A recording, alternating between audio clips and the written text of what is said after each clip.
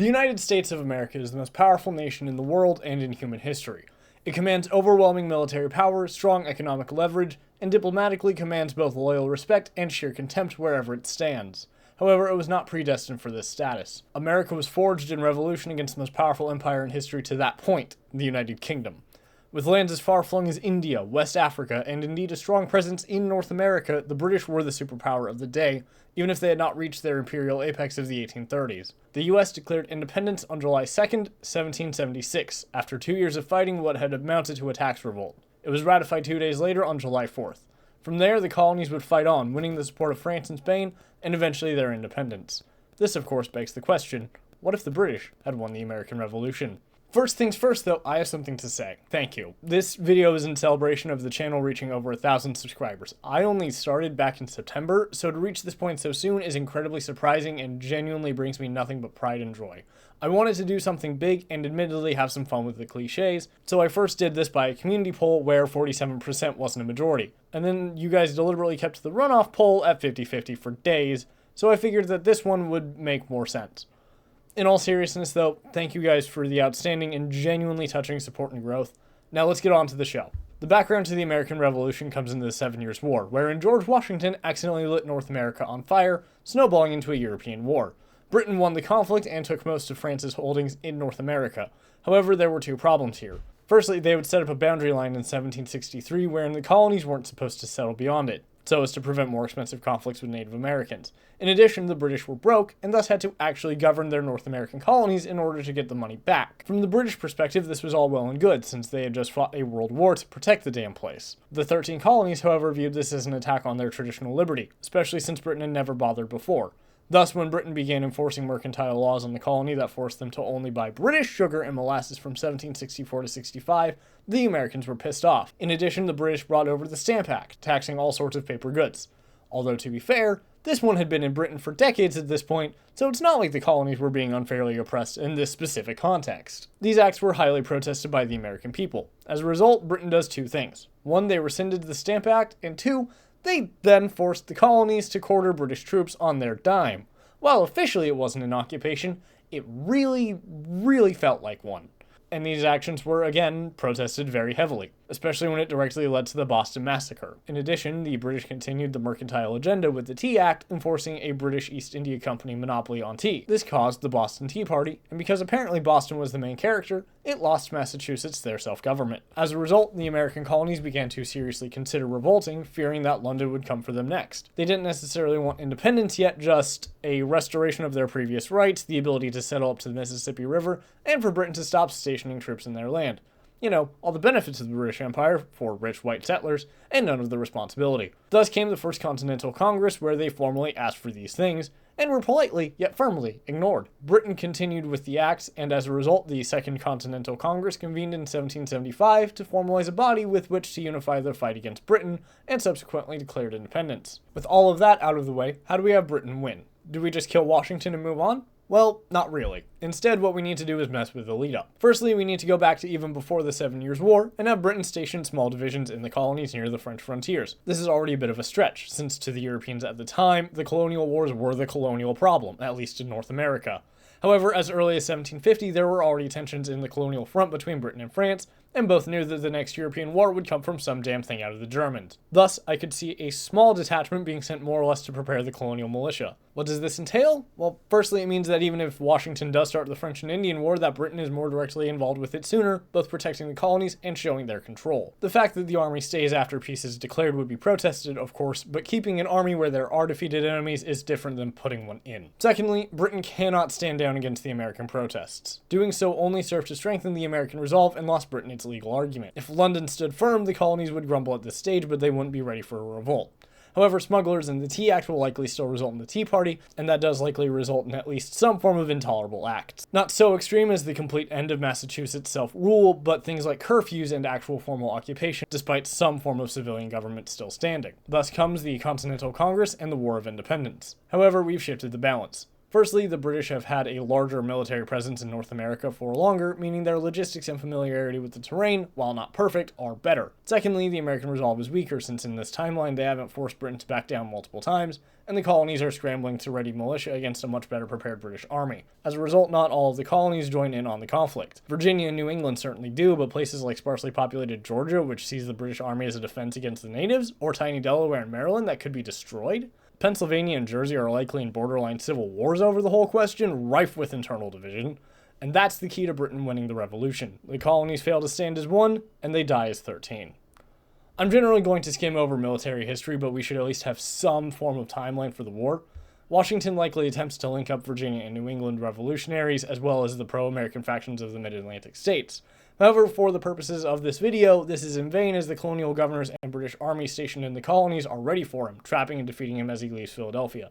Without Washington, the army is likely splintered between men like Greene and Arnold, further weakening the revolution. The colonies fight disparate rebellions from 1774 to 1780 or so, with New England being subdued first due to size and proximity. The mid-Atlantic colonies like Pennsylvania and New York fight grueling civil wars within themselves, likely causing quite a problem. In contrast, the South, while still battered, was ready to jump ship, and thus its rebellion phase dies off sooner. Ironic, I know. So, what now? Well, America just lost any chance of its autonomy being restored for decades. Britain will be issuing military governors to just about every colony, as well as increasing the garrison in them. Land will likely be stripped from the colonial elite, most of whom would be executed for treason anyway, and their estates would be given to the governors to distribute among themselves, mostly to their own local allies, but there might be some land given to the common loyalist, but this will very much be the exception in order to stabilize new rulers. And even then, this is more or less based on how sympathetic an individual governor might be. In most cases, I would expect Britain to react to the insurrection like how the British Empire usually handled rebellion. Quartering of bodies more than soldiers, the burning of houses suspected of patriot sympathies, etc. In addition, in order to secure the peace, it seems likely to me that Britain might consolidate certain colonies or break other ones up. In our timeline, there was a short-lived dominion of New England that tore itself apart during the English Civil War.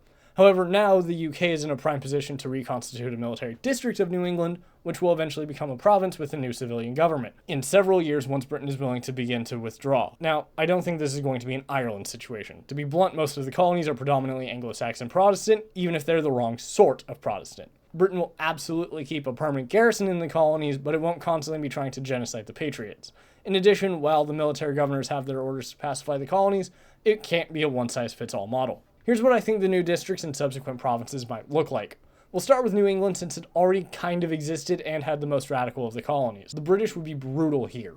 There would be entire towns burned down, not to mention likely forced settling of those same populations in more loyal centers to break their assertions of independence. The capital of such a colony is pretty hard to assert. The logical choice would be Boston, but Boston was like the most revolutionary city in the colonies with the potential exception of Philadelphia.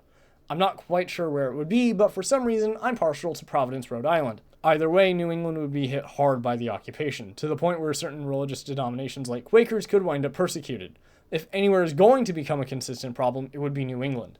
However, New England also had the deepest ties politically and culturally to the UK, which is why it would later oppose the War of 1812. Thus, I'm not entirely convinced that it would become untenable for Britain any sooner than the other colonies. Virginia would also get hit with a cold hard dose of empire. It's the most populated colony, it's the one that most of the rebel leaders came from, and importantly, one of the ones wealthy enough to stand on its own. As a result, Britain will strip the colony of any claims west of the Cumberland Gap, creating a new colony of Kanawha, Cumberland, whatever. Not to mention that when Delaware and Maryland are merged, they take the Virginia-Chesapeake Bay. Finally, the region that in our world became Kentucky and Tennessee are also lobbed off as a new province of Appalachia or similar. Now, this colony of Appalachia would be incredibly sparsely populated, and it would honestly function like another Native American protectorate / buffer with Spain for the first few years.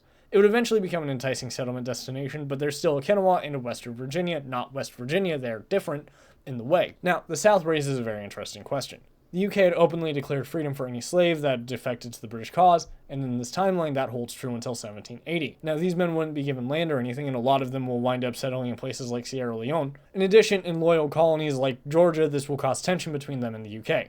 As these men have the ability to settle all over the British Empire, I'm not sure what any of this really entails. However, I could see a scenario where the war ends too quickly to make a dent in slavery, or one where it delivers a relatively serious blow to the institution. So that this scenario isn't too depressing, we'll focus on the latter. Georgia and the two Floridas likely come out of this crisis lightly handled, if at all. They didn't really rebel, and the US didn't last long enough to get Spain's support. As a result, their sugar plantations are much less disrupted than the rest of the South, and slavery is more powerful in these colonies going forward. This will highly impact how the South sees itself, but I'm not quite sure what that would entail. After all, it's not like slavery was abolished in Virginia or the now united Carolina, but a notable percentage of the population was freed by the British occupation. It's also worth noting that this alternate version of the South could be more tied into the British Caribbean, Jamaica and Belize, for example. After all, with the lack of a political boundary, it's only natural that these much larger states will export a lot of food to the smaller, more profitable sugar plantations before the continent transitions to cotton. Let's talk a bit about the Native Americans. While the British had originally attempted to restrict the settlement of the Great Lakes due to fears of wars with the natives, this was never going to last forever. Indeed, while Britain did attempt to support the natives in an attempt to stunt the US, here there is no US, just British North America, albeit under military occupation. As a result, the Proclamation Line of 1763 will stay on the books for at least a while. However, I don't think it will really last into the 19th century. There was an ever-growing amount of Americans, and to many of them the land was wide open for settlement. However, especially in places like New York, which has the entirety of the Iroquois Confederacy within its claimed land, and Georgia, the line will be used by the increased British oversight to create a legal precedent that limits the settlement, at least going by the fact that it seemed to continue to have some relevance in Canada after American independence. Native Americans will generally have a good few decades without American and Canadian encroachment, but to be honest, I'm not sure how much time that buys most tribes. However, I think that this will work out decently for the southeastern native nations, the Cherokee, Chickasaw, Seminole, Choctaw, and Muskogee or Creek. These tribes had generally adopted more western-minded lifestyles in terms of central government, economics, and oftentimes slavery. These nations would remain in the orbit of the British Empire, likely seen as protectorates and successful examples of the mission to civilize. Speaking of, this group has often been known as the Five Civilized Tribes, but since both tribe and especially quote-unquote civilization are loaded colonial concepts, I'm generally going to refer to these people groups as the southeastern native nations, at least when speaking as a whole. Regardless, groups like they faced a civil war about what side to get involved with during the wider revolution, which eroded their confederacy, and they were left to dry by their British allies. However, in this timeline, I suspect that either that civil war doesn't happen, or if it does, then the British use it to exert very deep influence on the nation. The Onondaga and Tuscarora were the only two that openly favored the Patriots, but the entire Confederacy would likely be punished in the long term. However, the actual ability of the colony of New York to settle and impose upon them would likely be limited due to the occupation. Let's pan out to Europe. In our timeline, the American Revolutionary War became a globe-spanning conflict as France and Spain got involved in the side of the Americans, mostly to stick it to Britain. Here, that doesn't happen, and the Americans lose. What does this mean, especially since both of these colonies were radically transformed in the 40 years after the American War? Well, France is the easier option and is already incredibly different. France wanted to reassert its control over continental Europe, which had been challenged by British gains overseas, much of which was at the expense of France. However, with the American War, Louis XVI was forced to abandon Europe politically. This is part of why the War of Bavarian Succession fizzled out into a big old pile of nothing. For context, Bavaria was one of the few electors in the Holy Roman Empire that Austria couldn't consistently bribe, and contested the right of Maria Theresa to the Archduchy of Austria, let alone to the entire HRE. However, when the Bavarian elector died in 1777, this presented an opportunity for Austria, hopeful to get the new elector to trade part of Bavaria for lands in Austria and Belgium, as well as the ability to keep the Palatinate, where the new elector was originally from. This fell through when Prussia and Russia pushed for Charles Joseph III to just keep all of Bavaria. France, Austria's primary ally, stayed out of the whole mess due to tensions regarding that alliance in the first place and the war in America. However, here, France isn't involved in America, while the British are still dealing with that rebellion during the crisis. As a result, France likely has opinions about this whole thing. They are treaty-bound to support the Austrian position, but they really do not like it. As a result, France whiffs and wafts, with Louis and his government unsure how much to support Austria, while Marie Antoinette pushes them to support them as much as possible. I could see a sort of deal where France is paid off to support the Austrian claim, and likely wants nibbles of Luxembourg or Belgium while Britain is too distracted to press the question. Of course, this eats into the Bavarian trade, and Russia still likely uses their mobilization. The result is either that war goes ahead, and France really needs to make this quick, or Austria is forced to a more modest negotiation. With the actual power of the French military and no Britain, or Hanover for that matter, Prussia might be forced to accept something like this. The Wisselbachs get their Archduchy of Flanders, Archduchy so that they're not kings, but they're still definitely important and special, while Austria gets Lower Bavaria and the actual electorate office. Prussia likely gets some minor outlying German lands, and France is paid off for the trouble with some minor bits of Flanders. Now, if Louis is lucky, this is all cheap enough that he's able to use this against the French debts. However, we also need to consider what else the king was up to. Namely, he wanted to push back into Asia through alliances in India and Vietnam. He He actually signed an alliance with Nguyen An in order to support his reconquest and reunification of Vietnam. Now, in real life, this alliance didn't get too far due to the state of the country, meaning that France didn't actually make use of that influence it was promised. However, here, while the French treasury isn't doing great, it's probably still well enough to mount the expedition more properly. As a result, French influence in Indochina starts about 71 years earlier, as Vietnam is likely tied heavily into the French sphere of influence. Even the would-be emperor promised France the ability to dominate the seas around China and the Philippines, meaning that there would likely be at least some level of concession in order to make good on that deal. Similar moves were attempted in India, but we'll get back to that after we actually examine France. Now, I'm sorry for the very quick interruption, but if you're enjoying the video, please consider a like and subscribe. Like I said at the top, this is the 1,000 subscriber special, voted on by you guys. I'm blown away by the support and growth of the channel, and I really want it to continue. Thank you guys so much for watching, and let's get back to the show. See, a big problem for France is that no matter how the money shakes up, the laws and government are increasingly obsolete. As a result, if the king maintains the traditional tax system, I think something is still bound to give. The question is, what does this look like? There is no American Republic as a precedent for the radicals by the 1780s, and the French state is still doing better. The real problem is that the king simply was not up to the task of the political reforms necessary. As a result, the House of Cards will come tumbling down. The problem is with another 10 years or so of stability and a lack of precedent, it's very hard to say how. It's very possible that King Louis is forced to turn the Estates General into a more traditional parliament inspired by the British model, a highly restrictive franchise that nonetheless is still more representative than the preceding estate model.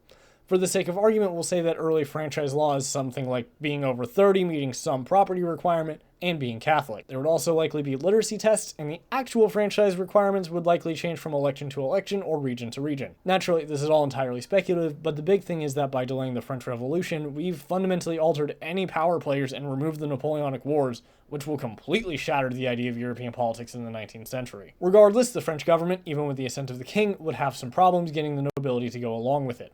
As a result, to even get the feudal lords to accept this parliament or senate, they'll need an analog to the House of Lords, and you can bet that they'll be an active part of government for some time, especially without the lessons of the American or really French revolutions. In general, the government will remain very aristocratic, though this isn't really too surprising. The British House of Lords last led government in 1902, well after the Great Reform Act and merely a decade before World War I. So yeah, don't expect Robespierre or anyone of the sort to be the first minister president of France. Now, what are some early questions that would affect France after this reform? Well, again, this is kind of entirely up in the air, but I would see a lot of questions regarding provincial rights, especially since France is a lot less linguistically homogenous as well as the structure of the economy. France might have adopted something similar to the Colonies plan, which called for the end of internal tariffs, replacement of the corvée, basically labor that counted for your tax, with a money tax, a land value tax, and provisional parliaments. Assuming something akin to that is accepted by the king and the national parliament to get everything under control, we found the early party system. The colonists, or those in favor of this model, and the ones who oppose it for whatever reason. Now, it's hard to define what's left or right in highly aristocratic regimes where there's no Marxism, and both the highly rich and poor of some provinces have reason to oppose this kind of centralization. There's probably some kind of Jacobin analog that wants things like the end of church involvement in the administration and a more centralized regime not open to the remnants of feudal law, but there'll be a very small minority akin to the radicals in England or the tertium quids in America. Plus, they'd probably be big proponents of the restricted markets and the erosion of regional identities, both of which are somewhat difficult to call liberal at this point. In contrast, there's likely some sort of more aristocratic faction that likes the quasi-federalism that keeps them in charge of their provinces, but wants to keep their ability to impose tariffs on other provinces, really likes religious politics, and wants less overarching command of the economy from Paris. Zooming back out to Europe writ large, there are some trends that we can discuss here as well. Nationalism will generally be much weaker, as will calls for reform. Firstly, a lot of what we understand nationalism to mean, the idea that X group should have X country because of certain cultural similarities, is heavily tied into the French Revolution. Prior to Napoleon occupying the entire peninsula, the concept of Italian unity was incredibly abstract. The Confederation of the Rhine tied disparate parts of the German-speaking world together in ways that the HRE hadn't in centuries. While nationalism would probably still exist in some capacity, it would take on a very different form and would be a less viable vehicle for political change. In addition, without the beheading of the king, there would be a lot less tangible pressure on a lot of monarchs to force reform through. It would happen more slowly, more gradually than it did in our timeline. As we go from the 1780s to the 1810s, we continue to see political changes from our timeline. The Dutch Republic's Patriot movement likely pulls it into the Franco-Austrian sphere of influence, assuming the alliance holds. Not necessarily because the government would be in favor of France, but because it would move against the perceived British-Prussian domination. In addition, I think that Spain likely faces a civil war of some kind due to Carlos IV and Infante Ferdinand.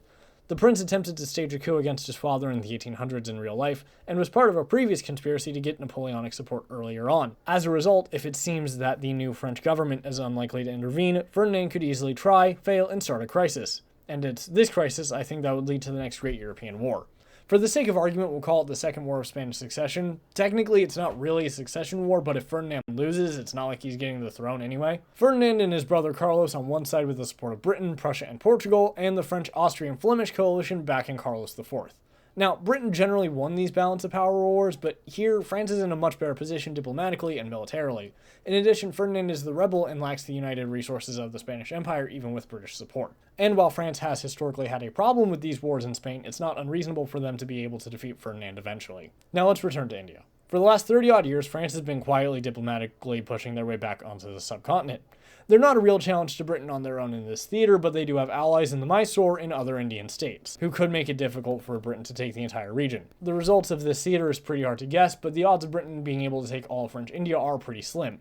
French gains are likely small, just the return of some land lost in the 7 Years' War decades prior, and this has huge consequences for India. If it's divided between multiple colonial powers that are each too strong to really be thrown out of the continent, then even if there's some level of pan-Indian nationalism that emerges, it'll have a massive language barrier to overcome.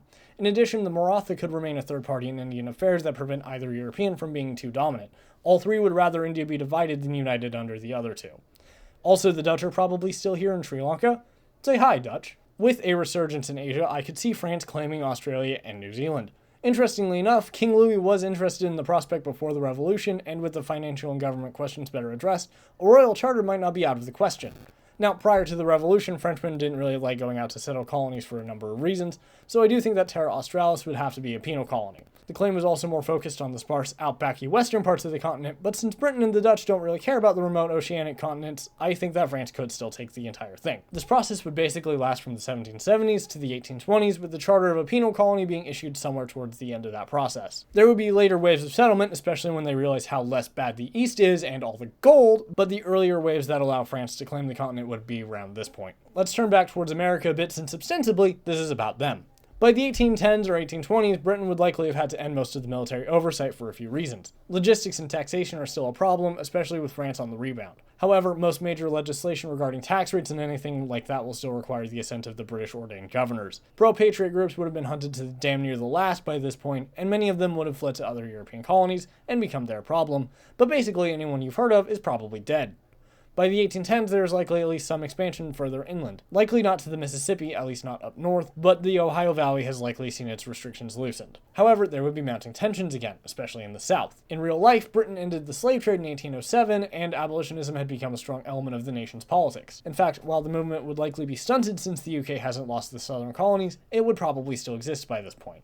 As a result, I imagine that the slave trade would have ended by the 1810s, maybe 1813 at the absolute latest, and Britain would likely be pushing towards abolition. Now, the South in this world does have a higher percentage of free black people due to the attacks on slavery during the war, but they are still a small minority of the black population. As a result, when slavery comes under attack in Britain in the 1820s, there will be anger in the southern colonies, who will want an exception or a stopgap or something of the sort. And of course, the young men of the 1820s will be the sons and grandsons of the original Patriot movement, or at least the patriots that survived. As a result, there will likely be calls for a second revolution or war of independence, especially since the colonies still don't actually have representation in Parliament. Such a revolution would probably fail, again, and be put down like the Canadian rebellions around the same time period. Britain's still the most powerful empire in the world, and without the North rebelling at the same time, it's hard to see the South becoming too problematic for London to crush. However, there is another empire that likely faces some problems at this point, the Spanish. Even 20 years on, the country is still recovering from its civil war and likely needs increased taxation from the colonies. In addition, while the American Revolution was defeated and the French reformed more than anything, liberalism and nationalism are still coming into vogue. As a result, I think that the Spanish territories in the Americas would become hotbeds of tension and revolution. Mexico likely declares independence somewhere around the 1820s mark, maybe even the 1830s. Now, it's hard to say how this war goes, but considering the bloated mess of the Spanish Empire and the general state they were in even before Napoleon, I think that Mexico likely wins the conflict after some time, maybe even with British help. Now, this isn't just me turning Mexico into America. Even with a more cohesive revolution and stable government, Mexico still lacks a lot of the stuff that allowed the US to take over the world. By the 1870s, for example, the US had a literacy rate over 70%, while during the Mexican Revolution, 40 years later, Mexico's was still hovering around 15%. In addition, at around 1820, Mexico had about 6 million people versus the US's 9. Needless to say that even if everything goes amazingly for Mexico, any successful state is going to need to fix that. This raises the question of Louisiana, but we'll get there after we finish the rest of the Spanish Empire. Other parts of Latin America are kind of hard to predict. By the 1830s and 40s, Simón Bolívar and the entire founding era of Gran Colombia are long over. Could they accept a federation without him favoring such strongman politics? What about Argentina? They had 3 civil wars before even gaining independence, which, as a series of events, seems a tad unlikely to repeat simply due to differing personalities in the lead up to independence. As a result, these borders are kind of arbitrary, since you can't please everyone and at least some colonies would remain loyal to Spain unless given no other choice. It seems plausible to me that we end up with some very different nations. Also worth noting is that Brazil likely doesn't exist as we know it. This isn't to say that Portuguese America doesn't push for autonomy or even revolt, but it probably wouldn't be as one country. Much like the British in America, Portugal largely ignored the colony to focus on Africa and Asia, leading to highly regional identities forming. It's hard to say if it breaks away before the 1840s, but it's theoretically possible.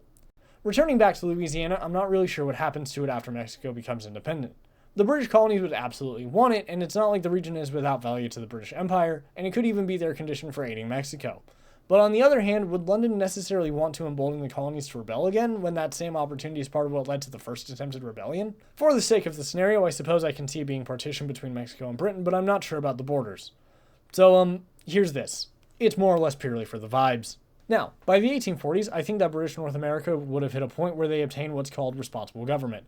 Basically, the creation of large confederated parliaments that had their own prime ministers. The governor general would still have some sway since the provinces don't have their own foreign policy or inter-empire affairs, both of which were still ran from London despite some autonomy over trade. But in effect, they were mostly self-governing. Now, with the recency of the Second Southern Rebellion, they likely aren't included in this federation until the 1860s or 1880s, but basically everything north of Virginia, possibly including Kanawha, would be part of the Northern American Dominion. For the sake of a name, we'll say Columbia, but this is more or less arbitrary.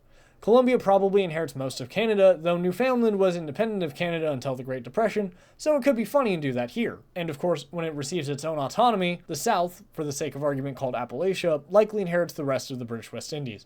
And yes, the internal borders are just as arbitrary as the rest. Now, politically, both countries would be parliamentary states, likely with some form of a senate, but I'm not really sure what the details would be. Focusing on Colombia, since its politics would begin to diverge from Britain sooner due to getting responsible government sooner, I expect that the first party system would be focused almost entirely on the question of central government, similar to our timeline and early Canada.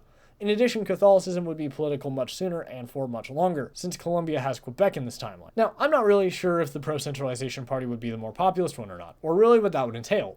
In all likelihood, the Great Reform Act of the 1830s comes baked into Colombia and Appalachia's constitution and acts of union. However, I do think that Colombia's industry would be weaker than the real US for a few reasons. Firstly, with weaker slavery in the South, that means less cotton in northern textile mills. In addition, the country would just be less populated since there's less land and opportunity than the early US, making it less attractive to immigrants, even the ones who in our timeline stayed on the East Coast. Less immigration is less people, is less industry, is less opportunity, is less immigration, is a messy cycle. Now here's the thing. Without a conflict as long, devastating, and as total as the Napoleonic Wars, there's almost certainly no long peace. And honestly, that model only kind of works if you discount the Crimean Wars and Wars of German unification. As a result, by the 1840s, there's almost certainly something. The problem is that politics are very hard to predict. Maybe some form of Italian nationalism still manifests and wins the support of the French, creating a conflict with Austria that sees Russia and Britain get involved somewhere. We don't know. So at this point, Europe is kind of whatever you want. After the Spanish War, we kind of lose whatever reference point we might have had, and as a result, I think I'm going to have to end the scenario here. As the 1840s come to a close, the world is a much more multipolar one than you might think. The French, not bankrupted by the American adventure, have seen a resurgence in Asia that has allowed them to remain a serious challenger to the might of the British Empire. Spain's collapse has seen the rise of Mexico, though time will tell if they will be able to fill the void and challenge the colonial powers. Sans Napoleon, Germany and Italy remain loose confederations at best, with only a vague hope of that being changed. The Dutch Empire remains Dutch, with the continued possession of Sri Lanka and the Cape of Good Hope, and Britain's American dominions are finally receiving the autonomy that their grandfathers fought and died for. Thank you guys so much for watching and have a great day. And seriously, I know this is the third time, but thank you guys so much for 1,000 subscribers.